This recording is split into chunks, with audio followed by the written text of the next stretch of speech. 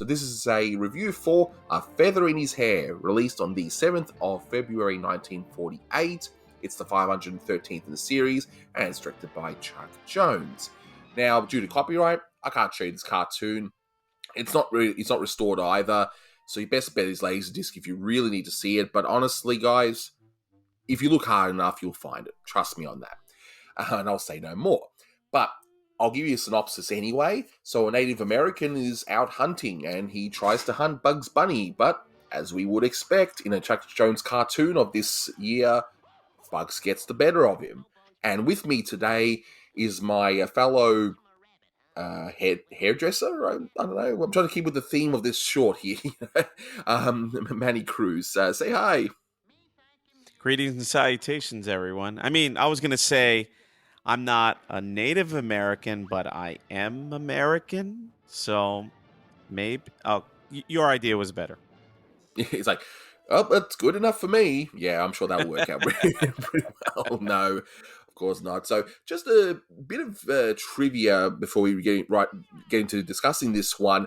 Now, the Native American, see, it appears to be a caricature of Ed Wynn. And most of you would probably know him through Mary Poppins anyway, or the voice of the Mad Hatter in Alice in Wonderland. But the voice is different, and the voice, as confirmed by my good friend Keith Scott, it's provided by writer Michael Maltese, who co-wrote this cartoon. And, you know, I pure speculation, but I wonder if he just recorded a temp track and they were gonna do an Ed Wynn thing, but then they just liked his voice so much they just left it in there. I don't know. It's probably a ridiculous speculation, but I don't know. That's the only way I can explain this one. I mean, what do you think? I don't see that. I think that's actually not a bad speculation because, yeah, based on the character design alone, it's definitely Ed Wynn. And I mean, this is not the first time Michael Maltese has done a voice. I mean, I could think of him doing the Mussolini duck in the Ductators, and he played the caricature of himself in Waikiki Wabbit. But I mean, if this was a temp track, and before everybody yells and screams in the comments, this is merely speculation. I think he did a bang up job for a temp track if that was the case. And one other thing too is that, you know, Maltese did the Native American this one, except for one part where he screams in pain with the mousetrap gag, and obviously that is nobody beats Mel Blanc when it comes to yells and screams.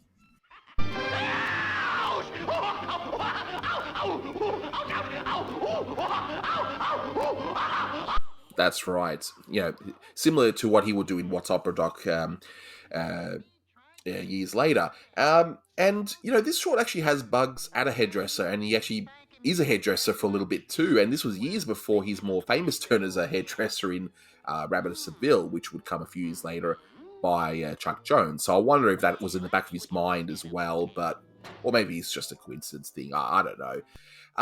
But the third bit of trivia I'm going to get Manny to talk about very shortly, and it's about the June Bugs debacle, which in Australia, look, in the early 2000s, you know, I was in high school and I didn't really watch too much Cartoon Network then. I know, sacrilege, I know, but Manny, did you want to tell everyone about this whole June Bugs debacle? So, yeah, so an interesting point that I remembered when I was watching this short. So I'm a little bit younger than Anthony. I was in middle school at the time when the whole June Bugs Argle Bargle came up, and it was 2001. And for me, it was during the very beginning of my, I don't know what you want to call it, my obsession, my nerdiness of the Looney Tunes really came to be in 2001. That's when I started buying all the books, you know, Jerry Beck's books as well as others. I joined the old Termite Terrace Trading Post forum. Do you remember forums, kids? Pepperidge Farm does. And this was definitely a huge talking point in the forums at that time. And again, this is when I'm still learning about the history of the studio and starting to collect the shorts and whatever.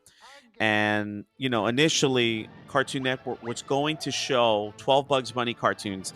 This one, All This in Rabbit Stew, Frigid Hare, a few other ones that have problematic material and problematic content, especially All This in Rabbit Stew.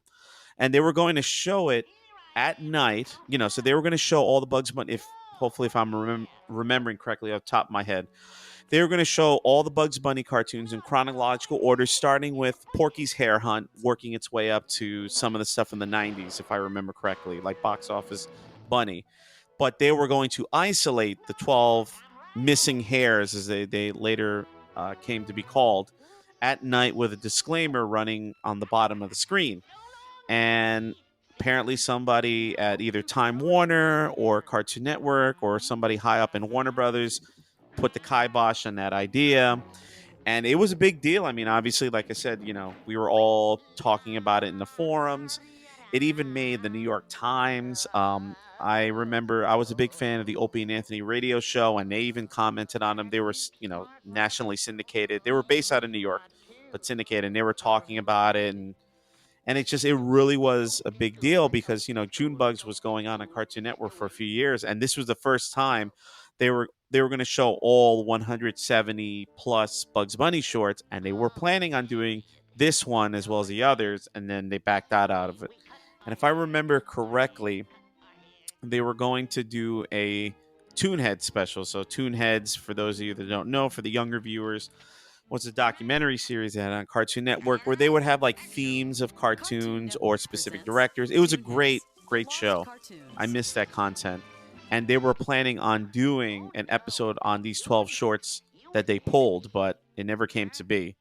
Yeah, it's a shame because I mean, yeah, this was problematic. Let's not kid ourselves here, but I think we need to learn from history as well. Put your disclaimers on and show it at an appropriate time for those of us who want to see this sort of thing. But at least with this one, I will say there is actually quite a lot to love. If you can watch it and put aside the stereotype, of course, some of it's really good. Like, for example, there's a pot gag where he's trying to put the pot down.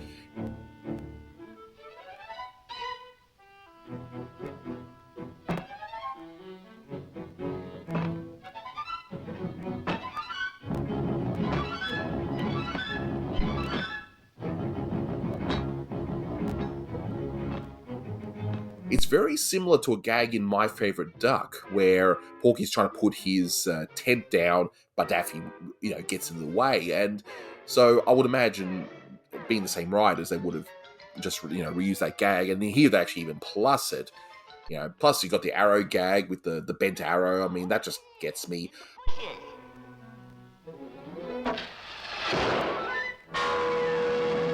But more importantly, the hairdressing scene, and I'm sure you agree with me on this, Manny, the hairdressing scene is probably the highlight, where you got this wonderful sight, scalp treatment in the front. You got this, funny, little pun there, and the whole psychological talk. Next, huh? Oh no, you're next. You was ahead of me. Huh? Oh no, you next. You first. Oh, that's all right. Go right ahead. I got lots of time. Well, okay. Me thanking you very much. Now, let's have a look at that little... I definitely, going with the haircut scene, I did chuckle at the haircut gag. But I mean, just Bugs comes across as so charming in that part with him with the newspapers. Oh, no, go ahead, Doc.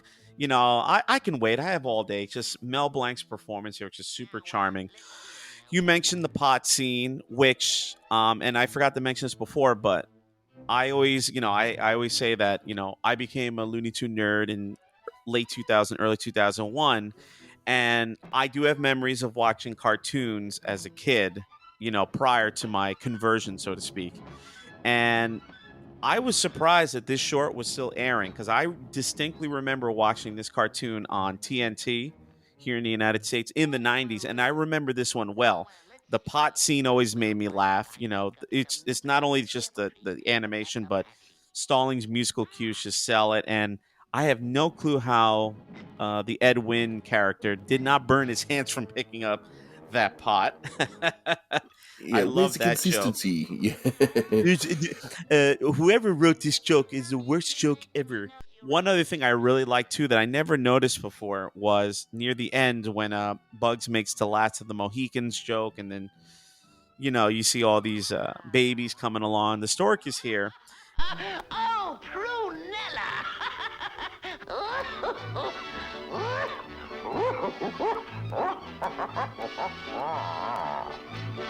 And I like how Bugs' laugh starts morphing from like a pathetic laugh. And at one point he goes, and it reminded me of the laugh of one of the leprechauns in Wearing of the Grin that Jones would direct with Porky Pig a few years after that. And I was like, oh, cool. Little foreshadowing. Tease it, oh, Mike. He's after our pot of gold, he is. The devil you say, oh, Mike. With that thing. And yeah, like I said, the arrow gag was also really funny. There were like bits and pieces. I mean, nothing laugh out loud hilarious, but like moments where you chuckle at a pun, and it was like, oh, that's actually pretty charming. And plus the animation itself, I mean, this period of Jones's work in the mid to late 40s, where he's still playing around with animation styles and character designs, and we were talking about it prior to recording, but just the animation itself in this short, I would love to see this one restored, obviously with proper context and education, but to really see how beautiful some of this animation is. And Bugs' character design is just really, really appealing in this short. Yeah, and it seems to be a little bit different than the previous Chuck shorts, where he was a lot more, I guess, stumpier, whereas here he seems to be now the late 40s Bugs model that Chuck would use for quite a bit until I think the 50s, where he would give him small ears or and a few other things. After we recorded our conversation, Manny actually had a few things he thought of afterwards that he forgot to mention in the conversation. So once again, take it away, Manny. Rewatching this cartoon after many, many years, the last time I saw it was probably sometime in the early to mid 1990s when I was a kid on one of the Turner networks, so either TBS or TNT, most likely TNT sometime in the 90s. And rewatching this cartoon, not only with the knowledge that I've gained over the past 20 years as a Looney Tune researcher, but also through the lens of learning more about American history and the way that this nation has very harshly, brutally treated Native Americans, and also learning about the problematic history of Native American imagery and the issues that we still face today in regards to sports teams. For those of you that are unaware, the Cleveland Indians of Major League Baseball, they've had that name for about 100 years or so, and they're finally going to change their name to the Cleveland Guardians starting next season. And you have and I apologize because this term is considered offensive, but the Washington Redskins of the NFL, that they've had their moniker for over 100 years, more or less. And they've been called the Washington football team for the past few seasons, and they're going to be renamed next season in the 2022 NFL season. And I just wanted to bring up a point or a discussion. I don't know exactly where to go with this, but maybe in the comments you can elaborate on it more about watching cartoons like these. I mean, we are well aware that a negative history of depictions of African Americans in cartoons like The Censored 11, but with this cartoon and others that feature Native American imagery, there's a lot of problematic material that we may not realize. So I just wanted to come on here to bring that up, and if you want to elaborate further in the comments, that would be great.